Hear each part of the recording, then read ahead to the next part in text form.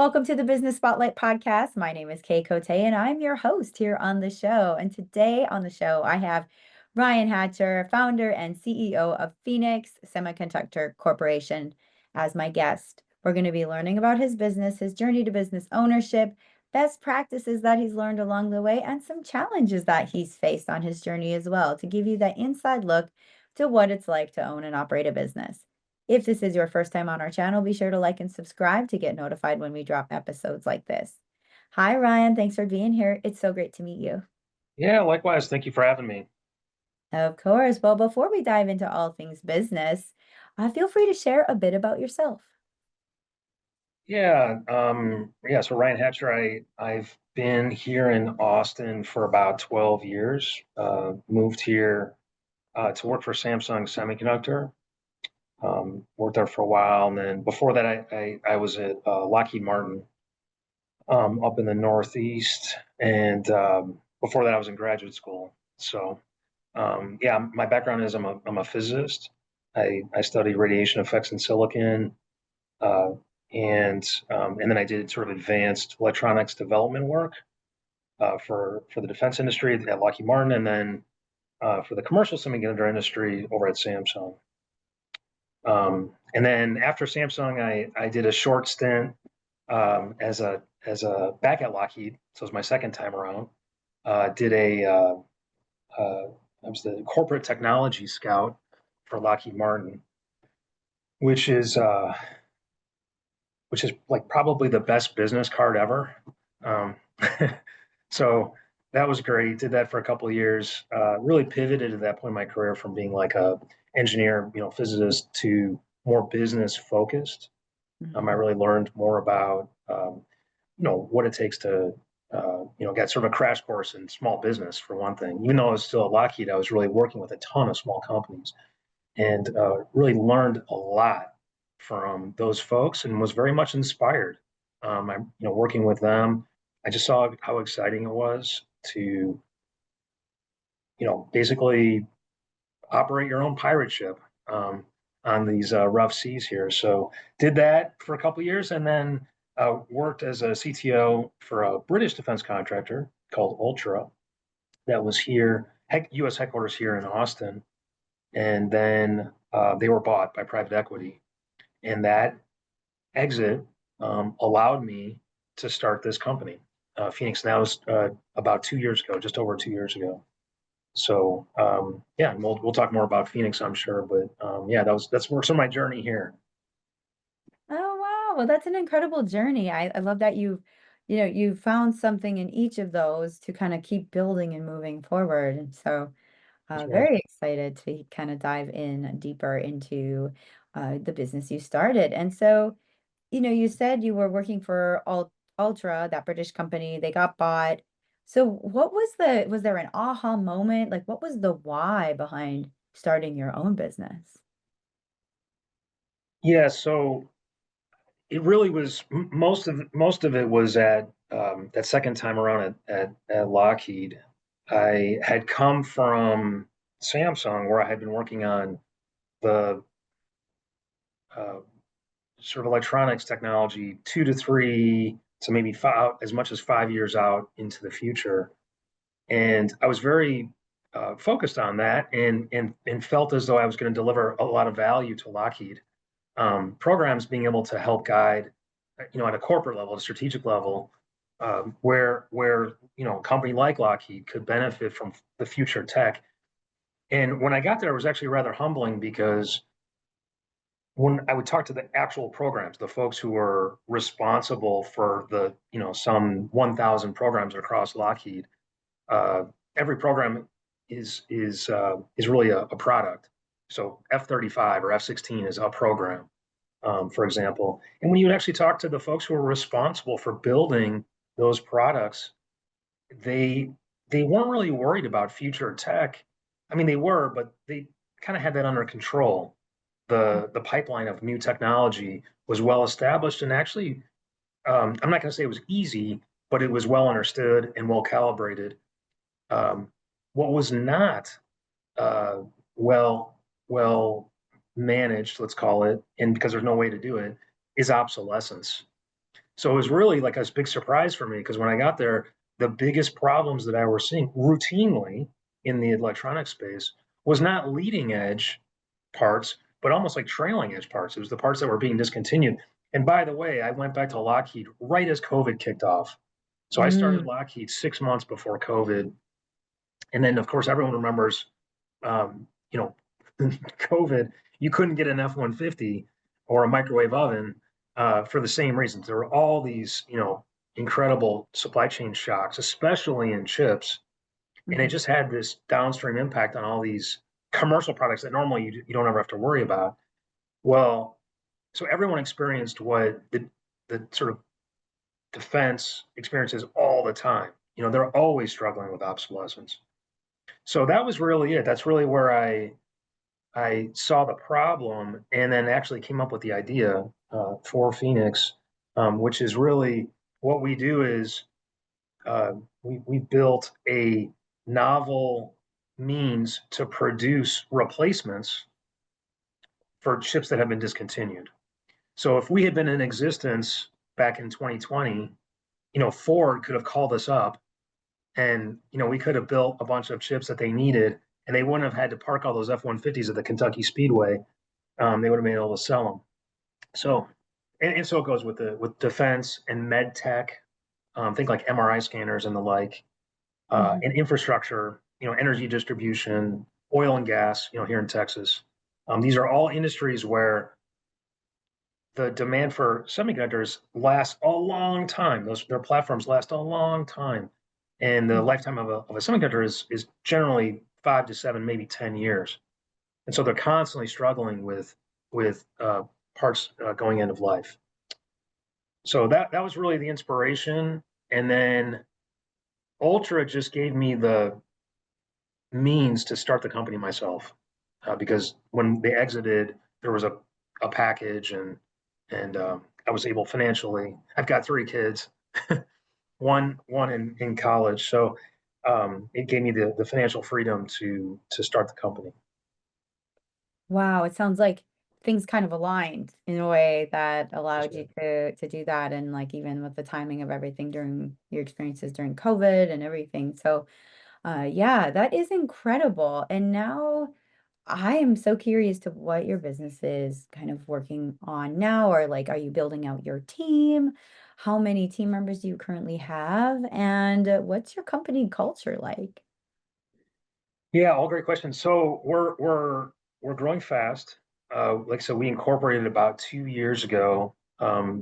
My co-founder, so it's Ryan and then Brian from Austin and Boston. So my co-founder and uh, just he's terrific. So the two of us really started the company. I was more on the engineering side, technical side. Brian had a long and very distinguished career in on the growth side. So he ran sales. He was global head of sales for a company called Mercury Systems. Mercury, you've never heard of, I'm sure, but in the defense industry, it's one of the bigger defense suppliers, electronic suppliers. So they sell basically boxes with a bunch of electronics in them to companies like Raytheon and Lockheed and Boeing and BAE and so on. It's a tier, they call it a tier two electronic supplier. Brian knew intimately well the challenges of obsolescence. And he was a friend of a friend. And so when I went to go start the company, I was tapping into my network and I called Brian and I remember I started pitching the problem of obsolescence and he's just like, don't worry about that. You don't have to sell me Mm-hmm. because, he's a guy, he was head of sales. So they lost a lot of, they lost a lot of sales Mm-hmm. because they were suffering from obsolescence. The products they were building had chips that had gone end of life. And so, he was like, it was the bane of his existence. So he's like, you don't have to tell me about this problem. So anyway, that was how Brian and I got involved. We formed this core team. We quickly brought in just a really top operations person by the name of Norm Melnick. Um, and then really the three of us now are the core leadership team. and we raised a little bit of money with some safes. If folks are familiar with this, this is like essentially loans that will convert. That you don't pay back with cash. You pay these loans back with equity in your company Mm. at a future time. And so we raised a series of these convertible instruments, convertible debt, and um, that allowed us to really start to build a team and prove it out. So the first year or so, we just built a couple chips. We just built replacements for chips that were no longer available, just to prove we could do it.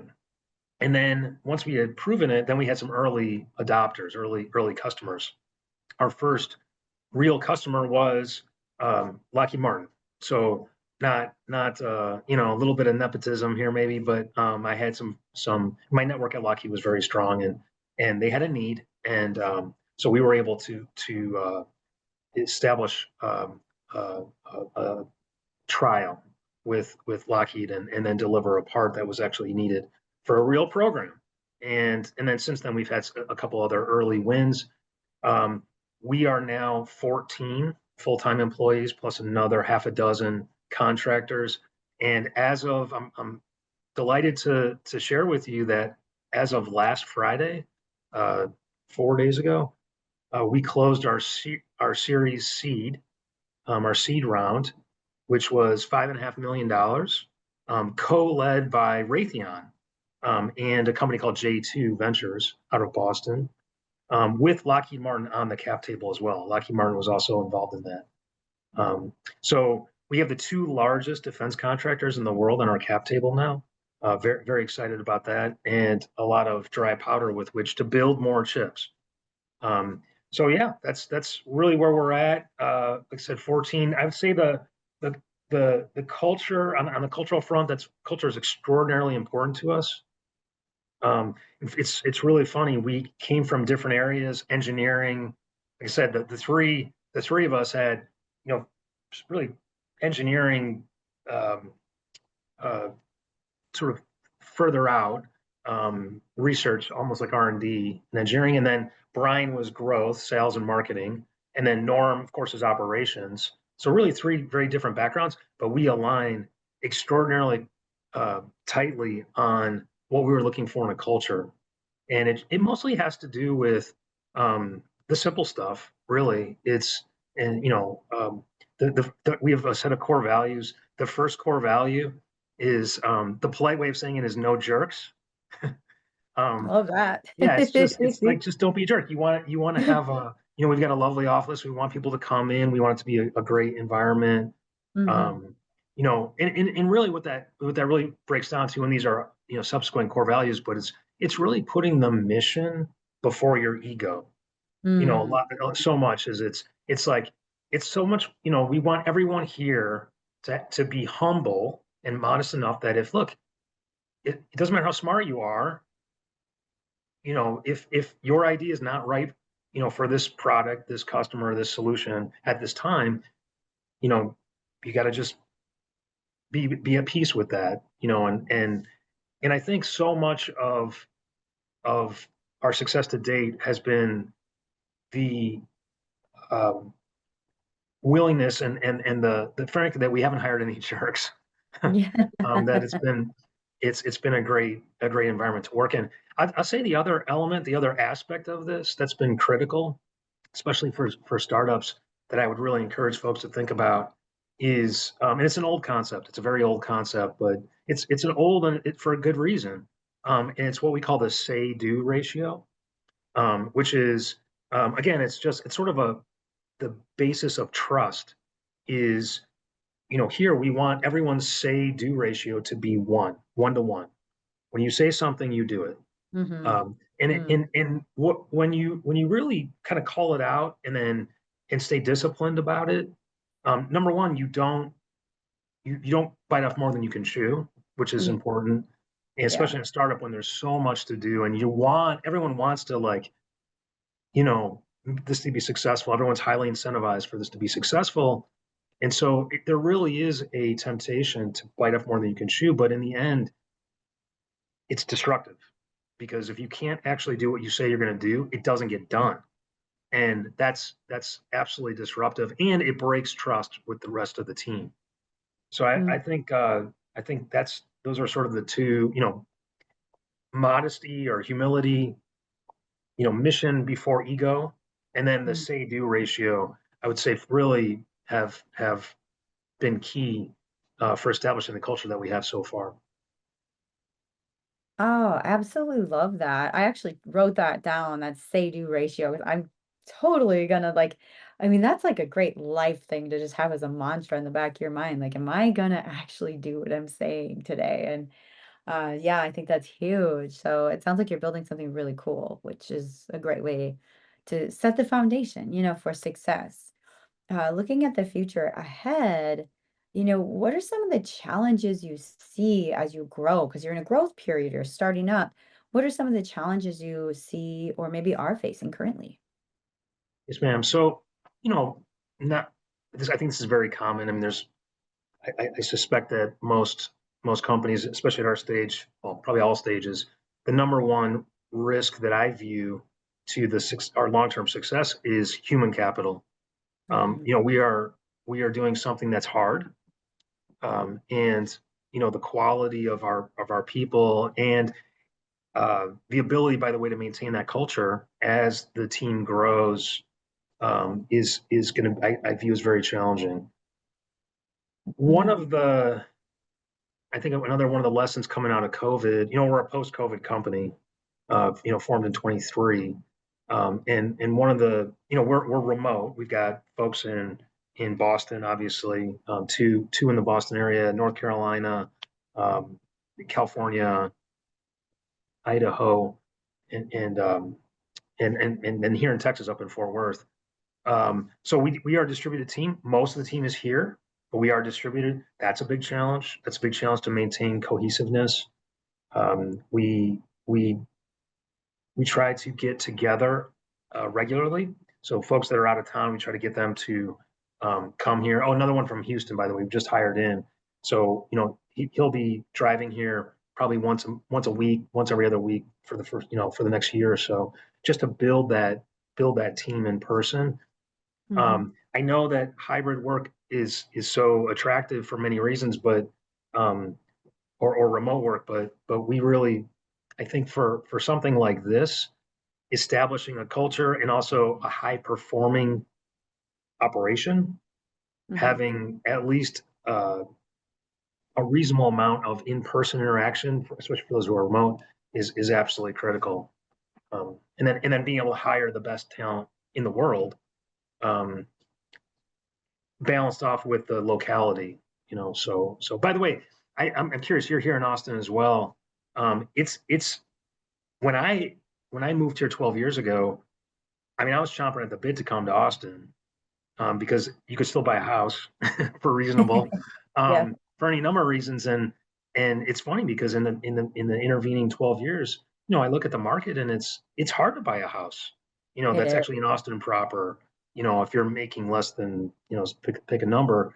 So actually recruiting younger engineers to move here has been challenging. I mean, the one guy I got in California, for example, I would love to get him to come here, but I was, my biggest sale was like, hey, you can come here and buy a house. And then he's like, really? Like, can I? And Mhm. I mean, maybe out in Dripping, but or out in Bastrop, but it's kind of hard to buy in Austin proper. So that's been a challenge too, is the cost of living in Austin just Mhm. having gone up so much. Oh, that makes total sense, thinking about that. Well, thank you for sharing about those things and some of the things that you're facing as you grow. Now I'd like to dive into a fun part of the Q&A called our rapid fire questions, where I ask you four questions and you answer very top of mind. Go. Okay. All right. Question number one is, what is the key to success for you? The blue line. So we have a framework inside our business, and it's the black line versus the blue line. So the black line is a sort of linear growth, with that's very like salesy oriented and very like knocking on doors type sales. And there's the Mhm. blue line, which is with strategic partners. So for us to be a true venture type return where we make the type of explosive growth that would return the kind of kind of returns that these venture companies are expecting, we have to partner smartly with this with folks that can help us um, with our limited resources be exposed to many more customers. So the temptation is to be in the black line because it's you want to go out there and like make direct sales, but the smart way to do it is to be in the blue line, which is with partners. So strategic partnering, go to market. Yes. Oh, that's a really good one. I like that you said that for sure. Number two is, what is a piece of advice you have for other business owners? Oh my gosh! Wow. Don't hire jerks. True. Really, it's the reason why it's the first core value. And I Mm, don't care what level you are or what. If you're a hiring manager looking to establish a culture, and the other flow down principles that we talked about, the say-do ratio and the modesty and the humility. I will say this: I've been on some extraordinarily high performing teams. Um, I've been very blessed on that account. Very bright, very skilled, motivated people, and I the most important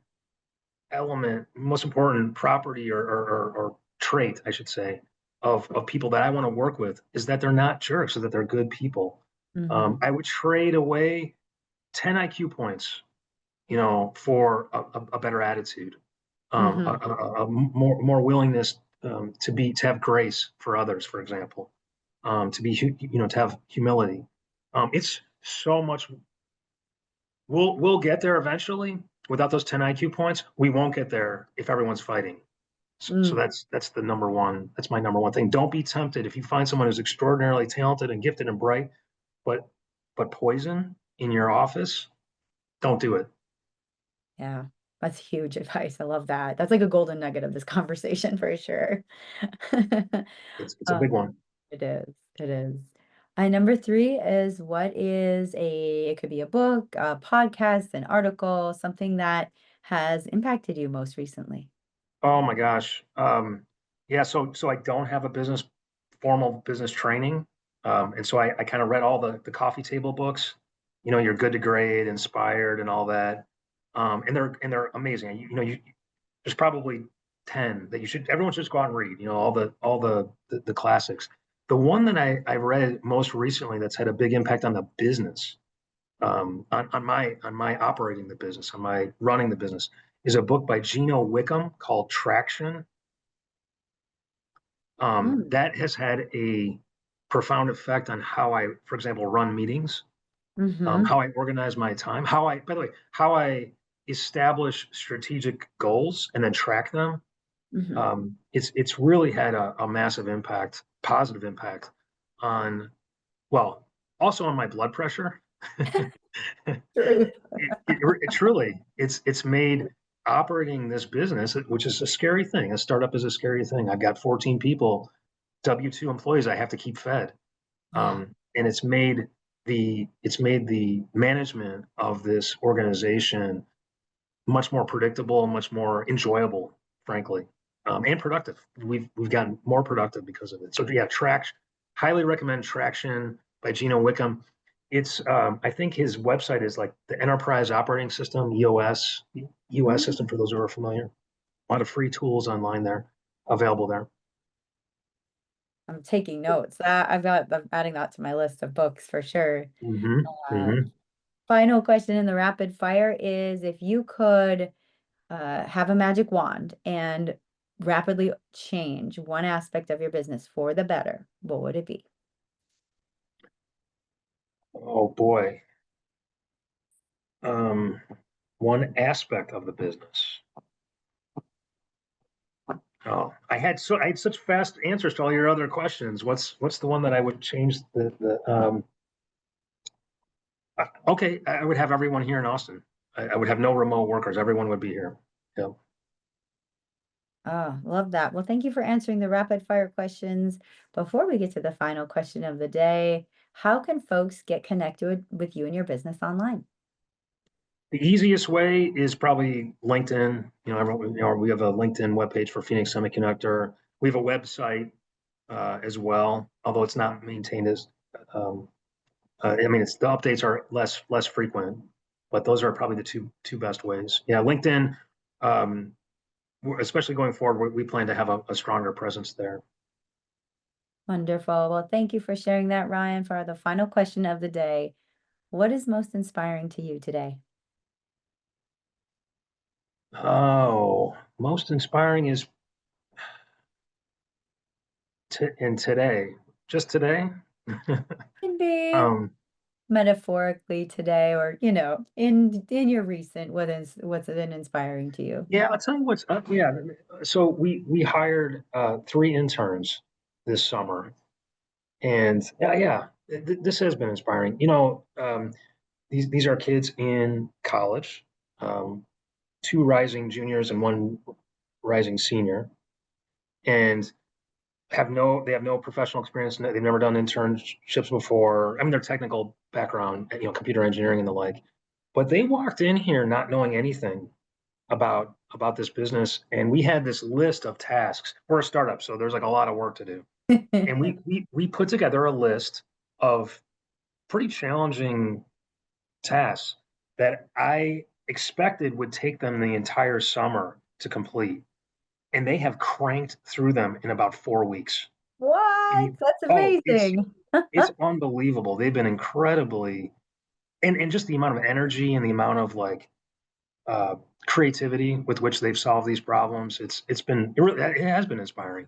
I've been thoroughly impressed. Thoroughly impressed. Oh, I love that. That inspires me, just like it's so cool to see when people get fired up about as a business owner what you're working And on. I'll just mention this, Kay, just for what it's worth. It's two of the three are female, which Nice. is I great. love Yeah, yeah, that. got some girl engineering power here, so I love it. Yeah, it's been great. Oh, very cool. Well, Ryan, this has been such a fun conversation. Thank you for sharing a bit about what you do, about your business, and like it's really an inspiring conversation. So thank you so much. Thank you for inviting me.